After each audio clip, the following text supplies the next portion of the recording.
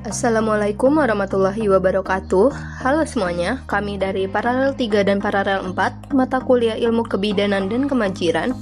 Dan pada kesempatan kali ini, kami akan menayangkan prosedur laparotomi yang telah kami lakukan pada hari Selasa, tanggal 28 April 2026, sekaligus penjelasannya mengenai prosedur operasi yang dilakukan, meliputi tahap pra-operasi, operasi, serta pos-operasi.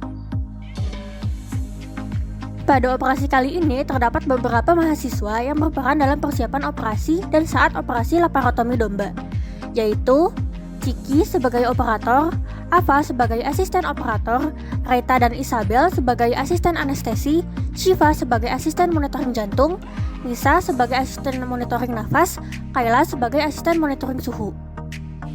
Kemudian ada Lili sebagai asisten handling kepala, Elia dan Agung sebagai asisten handling kaki depan, Atmam dan Mauren sebagai asisten handling kaki belakang, serta ada Talita, Hilwa, dan Dika sebagai asisten dokumentasi. Selanjutnya, pada video ini akan menampilkan tahap persiapan pre-operasi pada prosedur laparotomi eksplorasi pada domba. Tahapan ini meliputi pemeriksaan kondisi hewan, persiapan alat dan obat, serta penerapan prinsip aseptik sebelum tindakan bedah dilakukan. Selamat menyaksikan. Baik, sebelum dilakukan operasi, persiapan pertama yang harus dilakukan yaitu physical examination, meliputi anamnesa, sinyalmen, pemeriksaan kondisi suhu, pemeriksaan pulsus, denyut jantung, frekuensi pernapasan, sistem pencernaan, dan juga alat gerak. Pemeriksaan ini dilakukan supaya pada saat operasi, hewan berada dalam kondisi stabil. Persiapan obat dimulai dari tahap premedikasi, yaitu pemberian obat sebelum anestesi. Obat yang digunakan adalah atropin sulfat dengan dosis 0,25 mili, bobot hewan 25 kg, melalui rute intramuskular. Setelah ditunggu selama 15 menit, selanjutnya diberikan injeksi perpaduan antara ketamin selacin yang masing-masing diberikan sebesar 0,275 mili dan 0,625 mili melalui rute intravena sebagai anestesi utama. Lalu yang terakhir diberikan lidokain sebanyak 4 mili melalui rute subkutan sebagai anestesi lokal. Proses pencukuran bulu pada domba dilakukan 2-4 orang dengan 2 orang sebagai restrain dan 2 orang sebagai pencukur bulu. Bulu yang dicukur yaitu bulu yang berada pada daerah yang akan dilakukan operasi. Persiapan operator dan asisten operator dimulai dengan mencuci tangan menggunakan metode surgical hand scrub selama beberapa menit. Selanjutnya, asisten lain yang tidak steril membuka pembungkus terluar perlengkapan untuk operator dan asisten operator. Operator dan asisten operator kemudian menggunakan hair cap, masker, sarung tangan, dan gaun secara berurutan. Tubuh hewan direbahkan secara perlahan ke posisi lateral dengan satu arah yang terkontrol. Area tempat hewan direbahkan sebaiknya diberikan alas seperti underpad. Hewan terlebih dahulu dilakukan restraint yang adekuat untuk meminimalkan stres dan juga pergerakan. Pada praktikum, restraint dilakukan dengan bantuan 4 operator menggunakan tali dengan prinsip rope restraint dan tali tidak boleh terlalu kencang. Daerah yang telah dicukur dibersihkan dengan alkohol 70%. Pembersihan dengan alkohol 70% dilakukan dengan gerakan memutar dari dalam keluar. Setelah daerah lapang operasi dibersihkan dengan alkohol 70%, kemudian dilakukan disinfeksi dengan povidone iodine. Disinfeksi dilakukan dengan mengucurkan povidone iodine, lalu diusap dengan kapas dengan gerakan memutar dari dalam keluar. Langkah pertama adalah lakukan penyuntikan anestesi lokal di sekitar area penyayatan. Kemudian daerah sayatan dicubit dengan pinset untuk melihat masih ada tidaknya respons sakit. Kemudian dibuat insisi vertikal pada kulit yang posisinya berada di belakang tulang rusuk terakhir dan di bawah prosesus transversus vertebra lumbalis. Setelah kulit berhasil diinsisi, jaringan subkutan dipisahkan perlahan hingga terlihat otot cutaneus trunci yang tampak cukup tebal pada domba.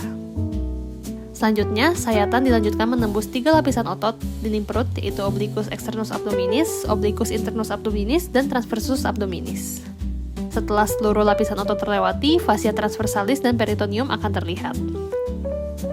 Peritoneum kemudian dijepit dan diangkat menggunakan pinset dan digunting perlahan hingga rongga abdomen terbuka dan organ-organ di dalamnya dapat dieksplorasi. Organ pertama yang biasanya teraba adalah rumen, karena rumen mendominasi sisi kiri abdomen domba dan menjadi penanda utama dalam eksplorasi. Untuk mengamati organ lain, rumen dapat digeser secara perlahan ke arah dorsal atau medial dengan tetap menjaga agar tidak terjadi trauma pada jaringan. Tahap ini bertujuan memberikan ruang eksplorasi yang lebih luas sekaligus mempertahankan kondisi organ tetap baik. Setelah proses eksplorasi selesai, dilakukan penjahitan secara bertahap pada setiap lapisan. Lapisan otot terdalam yaitu musculus transversus abdominis bersama peritoneum dijahit menggunakan pola interlock suture dengan benang absorbable. Selanjutnya, lapisan musculus obliquus dijahit menggunakan pola simple interrupted suture menggunakan benang absorbable. Fascia transversalis dan peritoneum ditutup bersamaan dengan penjahitan musculus transversus abdominis sebagai otot paling dalam.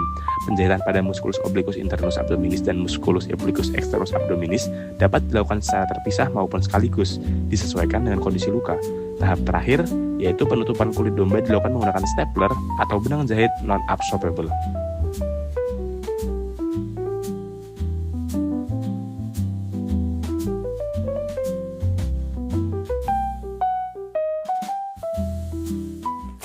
Setelah tindakan laparotomi dilakukan monitoring intensif selama 6 hari untuk mengevaluasi proses pemulihan domba.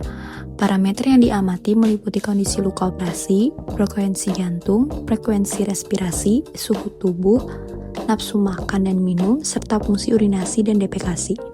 Pada hari pertama pasca operasi, domba masih terlihat sedikit kurang aktif, namun sudah mampu berjalan menggunakan keempat kakinya. Seiring berjalannya waktu, kondisi umum menunjukkan perbaikan bertahap hingga pada hari ke-6 domba tampak tenang dan aktif. Proses penyembuhan luka berlangsung dengan baik. Pada awal pengamatan, luka masih sedikit terbuka tetapi sudah dalam kondisi kering dan tidak ditemukan discharge. Mulai hari kedua hingga akhir periode monitoring, luka tampak tertutup kering dan bebas tanpa infeksi. Panjang luka juga mengalami penurunan dari 14 cm menjadi 11 cm, menunjukkan terjadinya kontraksi luka dan proses perbaikan jaringan yang progresif. Parameter fisiologis seperti heart rate, respiratory rate, suhu tubuh, dan nadi femoralis mengalami fluktuasi pada awal masa pemulihan sebagai respon terhadap stres, nyeri, dan efek pasca pembedahan. Namun, seluruh parameter cenderung menjadi lebih stabil pada hari-hari berikutnya dan masih berada dalam batas fisiologis yang dapat ditoleransi. Fungsi fisiologis juga menunjukkan perkembangan yang baik. Nafsu makan dan minum meningkat secara bertahap hingga kembali normal menjelang akhir pengamatan. Urinasi dan defekasi sempat mengalami sedikit gangguan pada awal periode monitoring akibat efek anestesi dan juga penurunan motilitas saluran cerna, namun kembali normal tanpa menunjukkan adanya komplikasi. Secara keseluruhan, hasil monitoring menunjukkan bahwa proses pemulihan pasca operasi laparotomi berlangsung normal dan juga berjalan dengan baik.